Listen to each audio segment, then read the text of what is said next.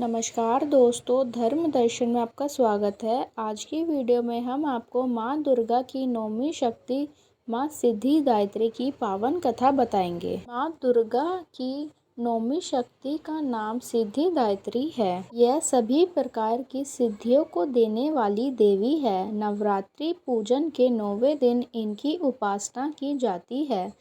इस दिन शास्त्रीय विधि विधान और पूर्ण निष्ठा के साथ साधना करने वाले साधक को सभी सिद्धियों की प्राप्ति हो जाती है। सृष्टि में कुछ भी उसके लिए आग में नहीं रहता।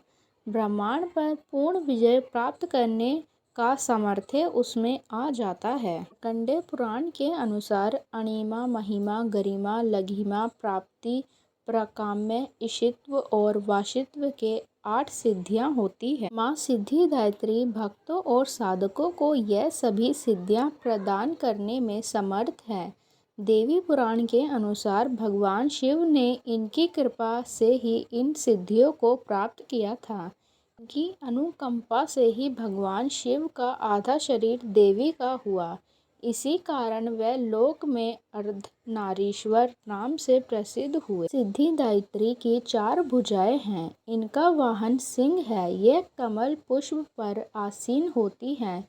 इनका दाहिनी तरफ से नीचे वाला हाथ में कमल पुष्प है। प्रत्येक मनुष्य का यह कर्तव्य है कि वह माँ सिद्धिदात्री की कृपा प्राप्त करने का निरंतर प्रयत्न करता रहे, की आराधना की ओर अग्रसर हो। इनकी कृपा से अनंत दुख रूप संसार से लिप्त रहकर सारे सुखों का भोग करता हुआ वह मोक्ष को प्राप्त होता है। दुर्गाओं में माँ सिद्धिदात्री अंतिम है। अन्य 8 दुर्गाओं की पूजा उपासना शास्त्रीय विधि विधान के अनुसार करते हुए भक्त दुर्गा पूजा के 9वें दिन इनकी उपासना में प्रवृत्त होते हैं। इस सिद्धिदात्री माँ की उपासना पूर्ण कर लेने के बाद भक्तों और साधकों की लौकिक परलौकिक सभी प्रकार की कामनाओं की पूर्ति हो जाती है। सिद्धिदात्री माँ के कृपा पात्र भक्त के भीतर कोई ऐसी कामना शेष बचती ही नहीं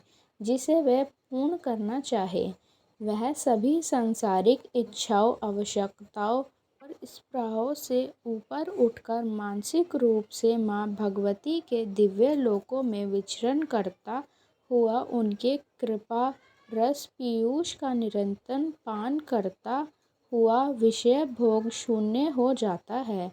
माँ भगवती का परम सान्निध्य ही उनका सर्वस्व हो जाता है। इस परम पद को पाने के बाद उसे अन्य किसी भी वस्तु की आवश्यकता नहीं रहती। के चरणों का यह सानिध्य प्राप्त करने के लिए हमें निरंतर नियम निष्ठ रहकर उनकी उपासना करनी चाहिए। माँ भगवती का स्मरण, ध्यान, पूजन हमें इस संसार की असारता का बोध कराते हुए वास्तविक परम शांतिदायक अमृत पद की ओर ले जाने वाला है। की आराधना से जातक को अणिमा, लघिमा, प्राप्ति, प्रकाम्य, महिमा, ईशित्व, सर्वकाम्यता दूर, श्रवण, परकामा, प्रवेश, वाक्सिद्ध, अमरत्व, भावना सिद्धि आदि समस्त सिद्धियों नवनिधियों की प्राप्ति होती है। आज के युग में इतना कठिन तप तो कोई नहीं कर सकता, लेकिन अपनी शक्ति अनुसार जप तप पूजा अर्चन कुछ तो माँ की कृपा का पात्र बनता है। प्रत्येक सर्वधारण के लिए आराधना योग्य यह श्लोक सरल और स्पष्ट। माँ जगदम्बे की भक्ति पाने के लिए इसे कंठस्थ कर नवरात्रि में नवमी के दिन इसका जाप करना चाहिए। या देवी सर्वभूतेषु माँ सिद्धिदात्री रूपेण संस्थिता। नमस्तस्यै नमस्तस्यै नमस्तस्यै नमो नमः। हे माँ सर्वत्र विराजमान और माँ सिद्धिदात्री के रूप में प्रसिद्ध अम्बे, आपको मेरा बारंबार प्रणाम, या मैं आपको बारंबार प्रणाम करता हूँ। हे माँ, मुझे अपनी कृपा का पात्र बनाओ। ऐसी और जानकारियों के लिए हमारे चैनल को सब्सक्राइब करें। धन्यवाद।